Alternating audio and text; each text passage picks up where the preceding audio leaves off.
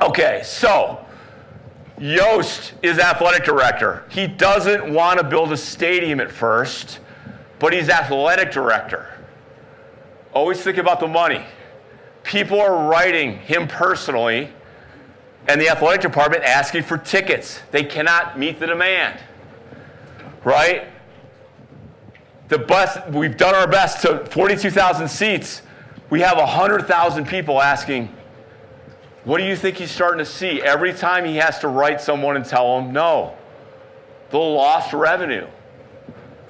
I could have sold 100,000 tickets? Holy crap, the things we could do with this money, right? Everyone would like the 50-yard line. Some have even sent in requests to have a place on the 55-yard line. Why might someone back then ask for the 55-yard line? This is tricky, but you might have caught this. Where was the bell phone tower at the Minnesota game? Does anyone know? It was on the 55-yard line. How can that be? The field used to be 110 yards long. The midpoint was the 55. Okay, so this is the 20s. It changed. People remembered, though, back then when they used to go to the game, they wanted to be on the 55. Okay, all right, so Yost changes his mind because he sees all the lost money. This dude is powerful. You should probably know this, though. How do you go from West Virginia to California and coach 5 different places over that time period in a matter of 5 years? Without being pretty persuasive, without being able to write letters, without being a good communicator, without being a little bold, okay? He gets to work, and once he changes his mind, you cannot stop this man, okay? People tried. He goes after it. And here's our buddy, Robert Angel. The grandson of the guy who called the Big Ten together to go, football's out of control. We got to play 5 games. Season would be over today, guys. 5 games. We can't have professional coaches. We got to change it. That caused Michigan to leave in the first place. Now his grandson is here going, we don't need a stadium. By the way, there were people who objected to the stadium renovations that we did about 10 years ago with the big towers because they thought it took away from the spirit of what Michigan was supposed to be. Okay?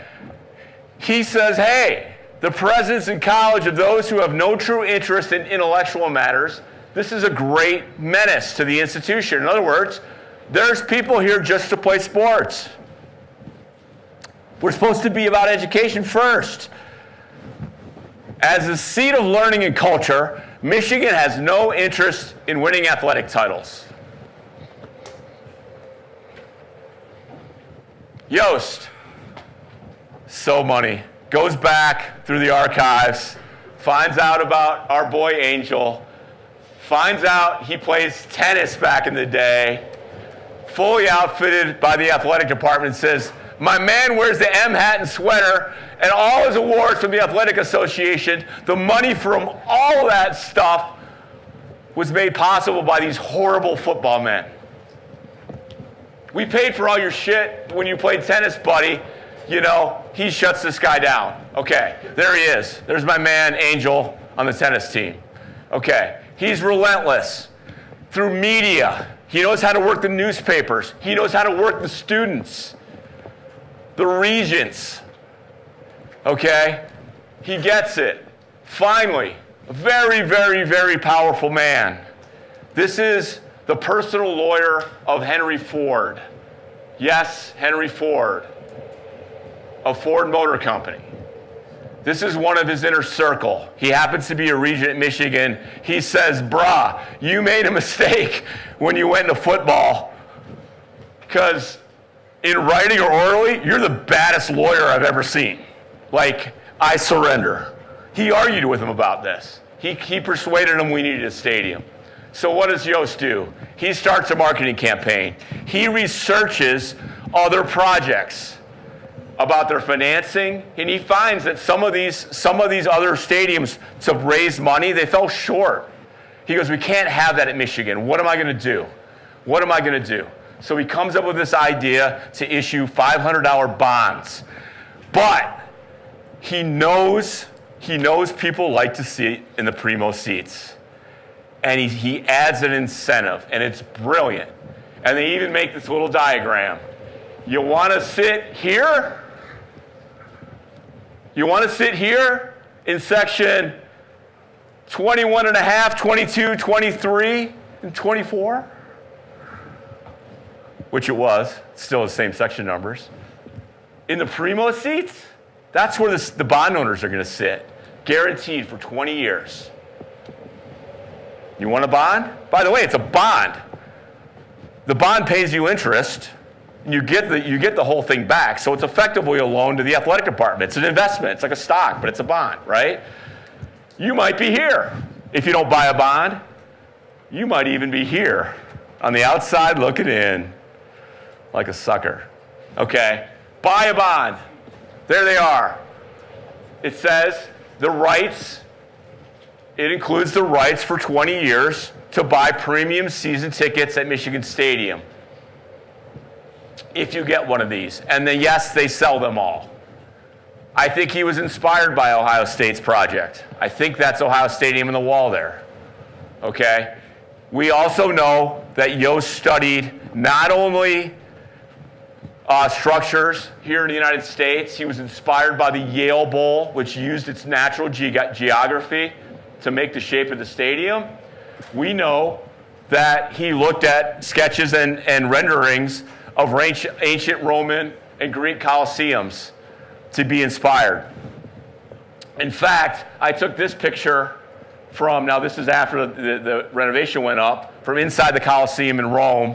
There's a lot of similarities with the arches and the structures of a lot of things they built back then. Okay? There is another piece of lore that a steam shovel or a crane or something like this was buried and lost in this project and remains under Michigan Stadium today. Has anyone heard this before? You have. From parents or just whatever? Just heard it? Okay. At the bar, just came up, we were just talking. Okay. Again, could have happened. Horrible project. People have looked into this and have found no evidence. It's kind of just one of those things to say, dude, is there a screwdriver and a drill or something down? Yeah, there's stuff down there. But a whole steam shovel or crane or something like that, and it was nasty. Okay? Like water was coming in. The Dooley took shots like, hey, this is going to be great for the swim team next year. I don't know about football. Like, it was bad. Okay? They figured it out. They figured out how to control some of those natural springs that are there and fixed it. But there is no evidence that I've seen, and the guy who wrote the book on the stadium and went back and tried to answer this question actually went back at the records of the companies that worked on the projects, could find no mention or loss or anything like that. Okay. And it was nasty. There you go. Okay. So they get it done. They get it done in a relatively short amount of time before the 1927 season. All right? And it's beautiful. It actually, it's hard to see today because they've made some changes, but it really went right above the ground level a little bit. So you would drive by and you would kind of see that something big is here, and you'd see kind of the band in the back of the end zone at Stadium in Maine. But it wasn't super high structure in the air. Obviously, there was a scoreboard, but there wasn't the giant scoreboards we have today. So you actually got this experience when you walked in there, you went down. And you go down today, but that was effectively it before these towers. So it was pretty amazing. He wanted to make it big. He did put footings in to expand it, right, if we wanted to add on to it later. But by design, at the time, made it the largest in college football. Okay, there's a photo from the first game, Ohio Wesleyan. By the way, why did Yost pick Ohio Wesleyan as the first game? Why was that not? Why was there some? Yeah. This is his first coaching job. Yeah, when he left West Virginia, his first stop was at Ohio Wesleyan. Okay. All right, hold on to your hats. Here's a press pass, which is also the same thing as a ticket. No women allowed.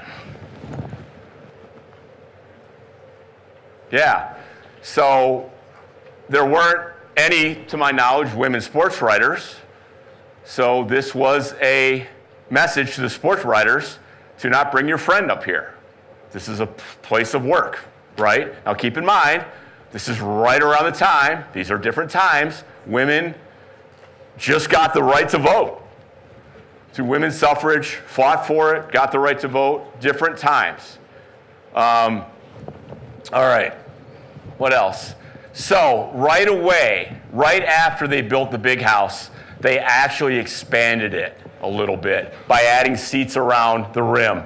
And they actually took those footings and the scaffolding from Ferry Field and actually added it to the back of the big house. So if you look at old big house photos from 1927, there's a lot of photos of the Ohio State game. You can actually see some of the wooden structure around it.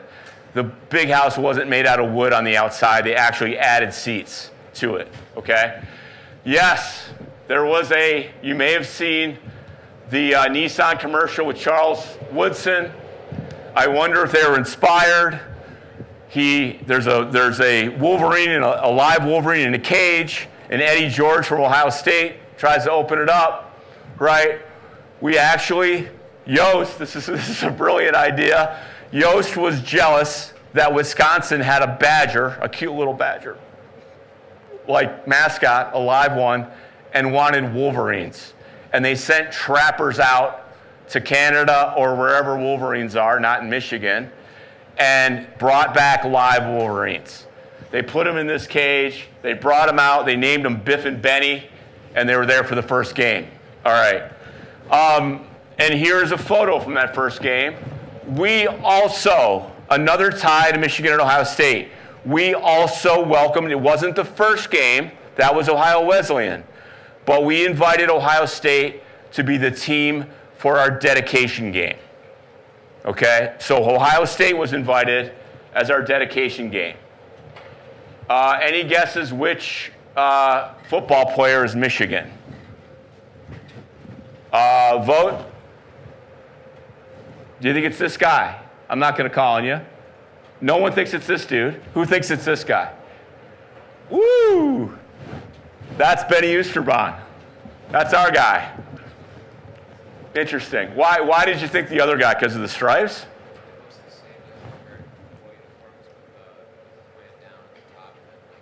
It looks...